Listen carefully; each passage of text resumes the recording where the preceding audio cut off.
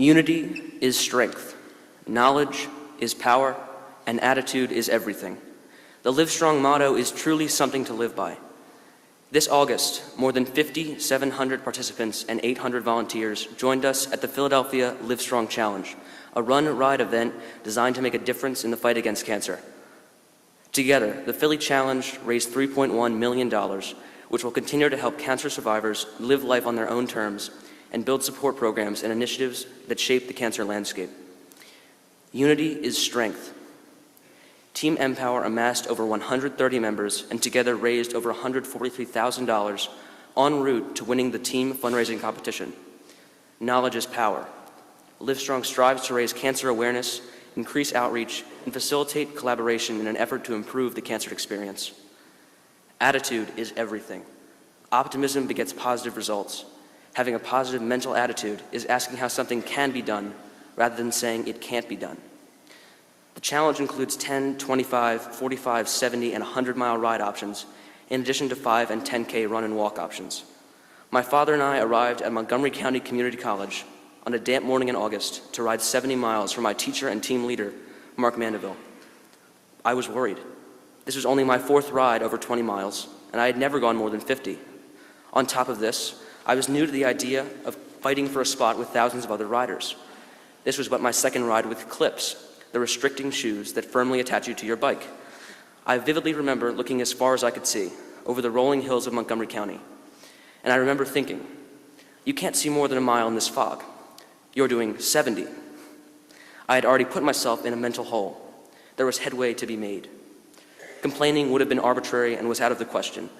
I had convinced my father to ride with me, pushing the topic for months. Complaining was not a smart idea. About 18 miles in, it started to drizzle. The rain was welcomed. It was cooling. And then it picked up. And then it picked up some more. Then, as we approached a hill, the rain escalated to a torrential downpour, a deafening, skin-stinging, and blinding rain. Now, the road was wet, and my brakes were nearly unresponsive. But we got through it. I remember going up a hill at less than walking pace.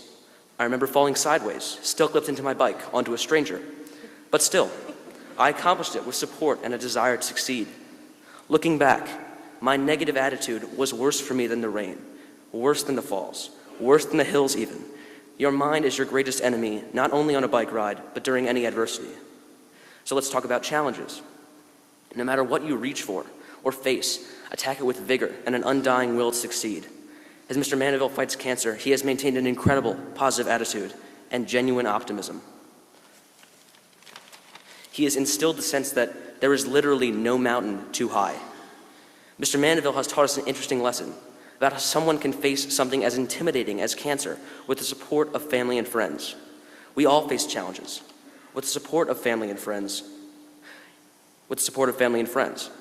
There is no doubt in my mind that every one of you has triumphed over a problem that at one point you thought you could never overcome.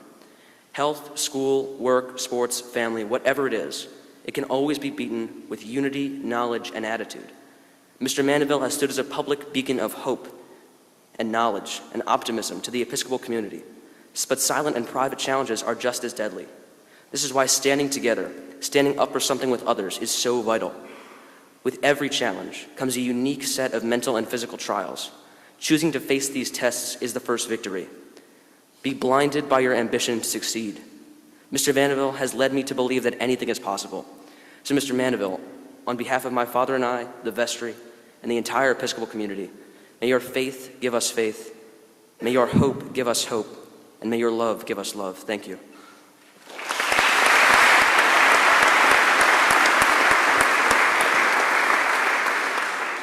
Good morning. I would like to share with you how and why I got involved with Team Empower and why you shouldn't get involved with the Livestrong Philly Challenge. I met Coach Mandy when EA was still in the process of putting together a middle school ice hockey team. I was an A former in the 6th grade. Way back then, Coach Mandeville and other EA ice hockey fans determined that without a middle school ice hockey team, eventually there would be no varsity ice hockey team. Coach Mandeville took the time to reach out to those that could help rebuild the Align program. Through support and effort, they found the support team needed, and today, EA has a thriving ice hockey varsity team. This winter, we will have over 25 skaters on the upper school team, including 3 female skaters. But my story is not about ice hockey. It is about being a part of something bigger, taking the time to look deeper. Shortly after I met Coach Mandeville, he was unfortunately diagnosed with stage 4 colorectal cancer. My first reaction to this news was, no way, Coach Mandy's too young, too tall, too nice to have cancer. And I never knew anyone personally that had cancer. I didn't know it at the time, but Coach Mandeville was just the tip of the iceberg of what I knew about cancer. I had no idea what or how much was underneath. It was my time to look deeper, to ask myself, can I do more? In August of 2009, I volunteered along with other members of the EA ice hockey team and EA students to work at the Livestrong Philly Challenge and support Mark Mandeville in his bike ride, giving out roses at the finish line. Sounds pretty easy. And we got a free t-shirt. Sunday morning, my mom and I drove over to Montgomery County Community College in Bluebell, which, by the way, is really easy to get from here. I was a bit surprised that we needed to take a bus from the parking lot to the event. Then it hit me. This was something big, bigger than anything I had ever been involved with. This was more than just a sporting event. This was something real. People walking around in colorful t-shirts with team logos, tents with banners. These were cancer survivors. This was not just about team spirit. This was about the spirit of the team. This was not about winning the league championship. This was about winning the fight with cancer. And the winners get to live. I felt like part of the big event putting on my bright yellow t-shirt. We stood there shaking cowbells and cheering on the bike riders as they crossed the finish line, handing yellow roses to cancer survivors. I got a funny feeling in my stomach. I was feeling embarrassed. I started to feel guilty. I thought to myself, this is easy. This is too easy. If a cancer survivor or someone in the middle of their fight with cancer rides a bike, runs a 5K, or rallies a team to raise money for cancer, I can do more. I saw Coach Mandeville heading in towards the finish line. Everything was happening exactly like I expected.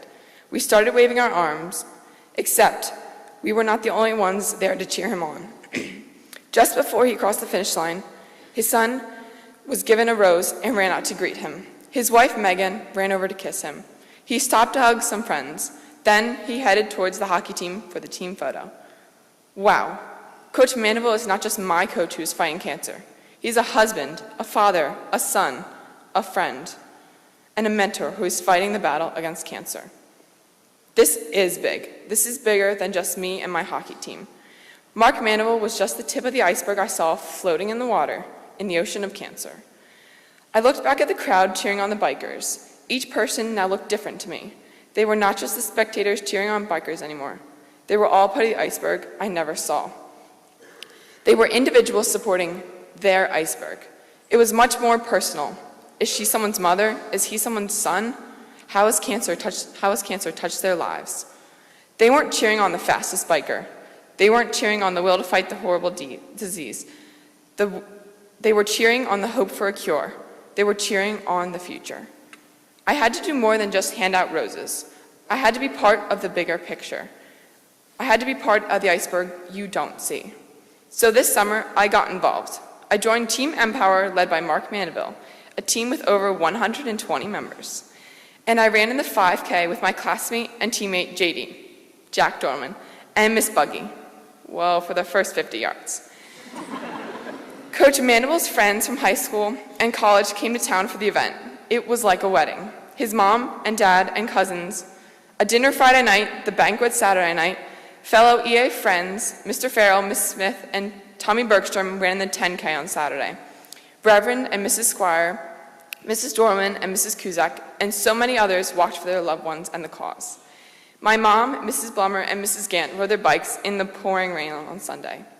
The wet weather did not dampen anyone's spirit. Reverend Zug rode side by side with Mark on Sunday. Even Lance Armstrong finished his ride with Coach Mandy.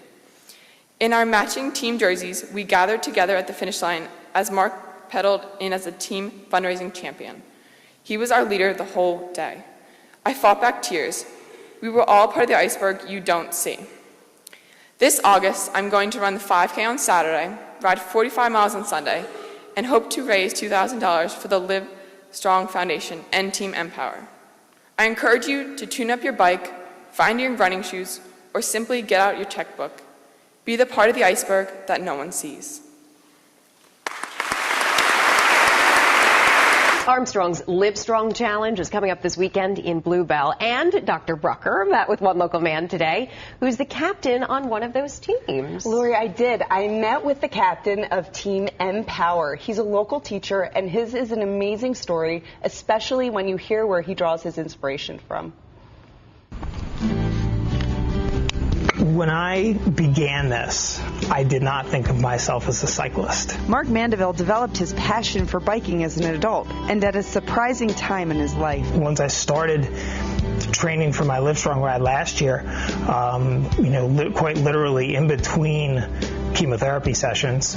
In January 2008, after having symptoms of a gastrointestinal illness, Mark was diagnosed with stage 4 colorectal cancer. At first, once you get over the initial shock and the initial stress of getting ready for being a cancer patient, becoming a survivor, because you don't know where the path is going to take you. We're at 131,743. He found an outlet through the Lance Armstrong Foundation's Live Strong Challenge, which raises money to fight cancer. Last year, after being bitten by the cycling bug, Mark decided to take it to the next level and get other people empowered to live strong, and he formed the team Empower. We have everybody on the team, from students to bartenders to lawyers to teachers. It's a really incredible mix of people. The culmination of his team's hard work was winning the 2010 Philadelphia Team Fundraising Award.